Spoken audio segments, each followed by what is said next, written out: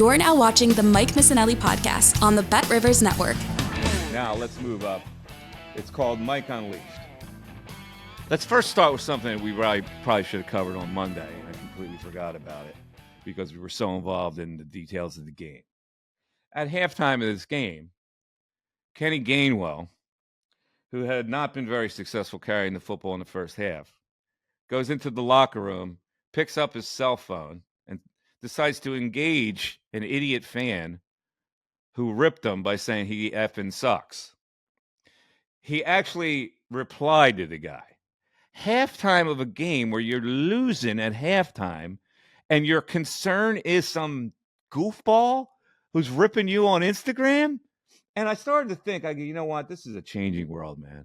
These guys go right to their phone. Now, I'm going to allow for part of this because if you're a guy, maybe you want to check in and see if your wife has gotten the message or something with the kids, something like that. I am stunned that a player would actually have the audacity to be concerned about social media and someone ripping him. And maybe I'm wrong about this, and maybe the world has changed to the point. You want to look at your cell phone? I guess go ahead. You want to see what's up with the family or whatever. But to go back and forth with some jackass, I mean, how did that sit with you, Darren? It's unconscionable. I can't even fathom what a tremendous lack of focus for him to have to do that, to look, okay, I get it. Yeah, you're maybe all right. Maybe you're checking with family. Okay, I'll buy that, sure. It's unbelievable how little focus you have at the halftime of an NFL game. I mean, unbelievable. I was beside myself when I heard that. Well, I thought it was fake at first. I'm like, there's no way he did that. No way. We actually showed it. We didn't show it to the camera, but we talked about it on our post-game show. Yeah. And we had the phone right in front of us. We had his retort and his reply. And Seth Turner was just shaking his head. But here's the thing. You can't ban these guys from looking at their cell phone. It's a different day and age, and you have access to that. You have this text message access, and you have to allow the guys to check in with their family or whatever. I don't know that there's any way to police it, because as long as you're going to allow them to look at their cell phone, and you can't really ban them from looking at their cell phone, there's no way you can police them if they're going to. Why can't you, though? Somebody? Why can't you say during the game, look, you got a pregnant wife, fine. You got someone home that's sick, fine. An entire football game is 3 hours. 3 hours. You can't do that in the year 2023. Well, why can't you? You can't ban players from doing for stuff 3 like hours. These are professional players. This For is not high 3 school. hours, Mike. Come on. Can't do it. You cannot do it. If it's not in a collective bargaining agreement, you can't do it. There will be a grievance filed. These guys say, I need to check in with my family to see if they're okay. They were sitting in the stands. For 90 minutes, I got to check in with my whatever family. it is, you can't prevent them from doing it. What if means Sirianni you can't prevent them from engaging in social media unless you have a cop walking around looking at their cell phones, which you can't do either. Oh, you really can't police it. But what if Sirianni goes to the team and says, look, guys, I think it's a good idea if we ban phones during the course of a game. Up till we go out on the field, fine. When the game's over, you get back in the locker room, fine. Are you guys okay with it? Do you think any player is going to be like, no, man, I need my phone during the game for that 3 hours? Yeah. You do? Yeah. Because, of course, because guys are going, hey, listen, I got my parents flew in. I want to see if they're safe. If they got their tickets, I haven't had a chance to talk to them. Okay. Blah, blah, blah. Something expert, you can't do it. Fine. You can't do it. You can't. I'm telling you. You can't prove that they're not doing it. Players will not accept that. I would question the focus of any player who didn't accept that. You better look at your calendar, man. This is not the Army or Air Force program. All right. Or the Navy. I'm saying, these guys are pros. They can do it out their phone for 3 hours. Can't. I'm telling you cannot police it. All right, here we go. I'm not saying the police big story it, this week, a couple days ago, Bob Knight passed away. Dementia, was 83. A funny thing about death is that you always have to praise the person who died, no matter how bad of a person they are. Now, I covered college basketball for many years as a newspaper reporter.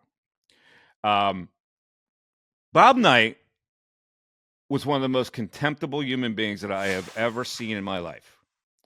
Now, you can't say that in an obituary type of piece because you have to cite all the things that he did that were great. Yes, he was an innovative coach. Yes, he did create libraries at the universities that were. Yes, he did donate to charities. Blah blah blah.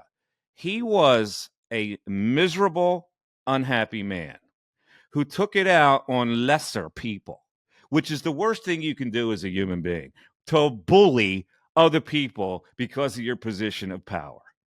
And so I sit here and I go, it's okay. When somebody dies, I guess it's sad, but it's inevitable that we're all going to die.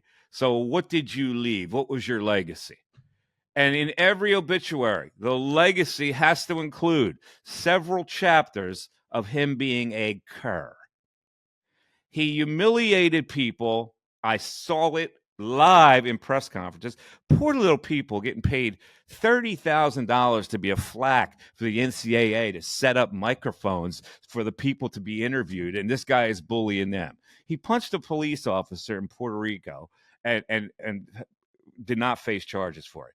He strangled, or tried to, one of his players. He threw a chair across the court, a dangerous piece that could have hit somebody. And every step of the way, he was a bully. I don't. I'm confused here on how we should react with the legacy of a man who was that unhappy with himself that he somehow got satisfaction out of bullying people of lesser stature. I'll never understand that. And in college basketball, when I covered it, it happened all the time. I used to say to myself, my God, all you are is a college basketball coach. You are not God. And this guy was the quintessential contemptible human being. And I'm sorry to say that because he's passed on, but it would be disingenuous for me to say, oh, what a great man Bob Knight was, and what innovation he brought to basketball. And look at the championships he won. And look at his players who bonded together. Well, naturally, when you play for a bully coach and you win with a bully coach, you're going to look back at him and you're going to say, well, you know what? He was tough, but he taught me a lot about this profession.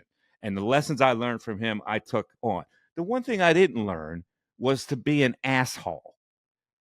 So there you go. All right. That's my obituary for Mr. Bob Knight. Perfectly said. Well said. All right. Let's move on in Mike Unleashed to rate my tweets. I tweeted up a storm this week, Darren, and we did this a couple podcasts ago where I need you to rate my tweets with a number, and you can say, well, that was out of line, or you can say that was right on. So we're going to go 1 through 5. 5 stars to being the best, 1 star being putrid. Let me just start with what I tweeted last night as I'm watching Furkan Korkmaz for the Philadelphia 76ers.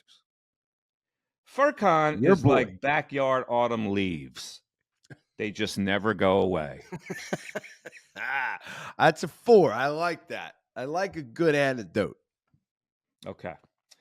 On the tweet or the pronouncement by James Harden, I am not a system player, I am a system. My tweet was, used to be a system, he meant to say. Very benign, but very effective, I thought. Right in the middle, 2.5. You're better than that. It wasn't as you're usually more wit. So I'm gonna go 2.5. We'll go 3. Yeah, not bad. I didn't want to pile on. Yeah. All right. Yeah. Now this is a non-sports related. There was a guy who posted a picture of a woman who, wasn't bodybuilder muscle, but had nice muscle tone and had really good abs. And he tweets the following: poll: if given the choice, men would not choose a woman who looks like this. And my tweet back to the guy was, speak for yourself, Will. I saw the picture and I thought she was gorgeous. I like athletic girls. We've talked about this. My wife's an athlete. I'm a fan of the abs, to be honest with you. Yeah. And I don't find that unattractive whatsoever. And I don't understand how a man could be threatened by a woman who's got some muscle tone. Well, that's Yeah. you know, I love when a girl has like athlete legs, like a soccer player or a yeah, softball player and with of course, legs. one of the Yeah. great drops that we used to play when I did a radio show, people reminded me of in Twitter, was that I said, I like a nice, tight, muscular ass. Is what and that happened to Yes. be a soundbite that we used for many years. Yes, I remember. On the Fanatic.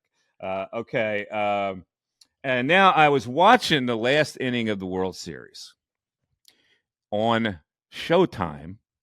Was What? The Godfather? Oh, yeah. That's right. You're right. And so I tweeted, "Ooh, tough to watch the last inning of a WS when The Godfather is on Showtime and Sollozzo at this very second is jamming a knife in Luca's hand while he sipped scotch pre-war." I liked it. I'm going to go 3. Like that one? Mainly because I had the same dilemma. I was like, oh, Godfather's on. I was going back and forth between Godfather and the World Series. All right. And finally, somebody put a picture of the 17th hole at TPC Sawgrass in Jacksonville, that island hole. Yes. And there was a caption under the picture that said, "You have one shot to land on the green. If you land, $1 million. If you miss, 1 year in prison." My tweet was, "Well, what's the percentage that an average golfer lands on that green? Hard no to the offer, but I'd love to play it." Oh yeah, I was just I totally agree with you. I'll give you 4 on that because I thought the same thing. Like the average golfer would need 3 boxes of balls to get one on that island, and it's So pure you would luck. not take the $1 I million would not. No, I versus wouldn't. the 1 year in prison. Yeah, no. I'm good with money already, so I don't need to take that risk. No shot. Right. That was Mike Unleashed for today on the Mike Missanelli podcast. All right. 3 questions for Mikey Miss. Here we go. Let's go. Oh, 3 questions, Mike. Mike, what is your favorite musical instrument? You're hearing a song on the radio, one particular instrument. You can't say guitar. Every band's got a guitar. I think the E Street Band has like 7 guitarists now.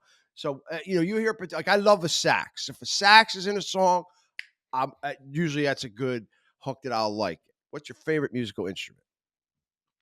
I'm a drum man. Good answer.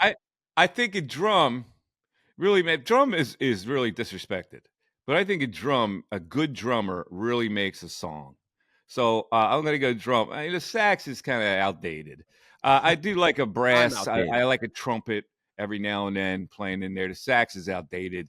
And I know because you're Bruce Springsteen, Oh no, a couple saxophone players. Joe Burrow and Bruce Springsteen and the E Street Band. I mean, you're going to send them love notes for crying out loud. All right, yeah, I would go drum. I like the electric drum.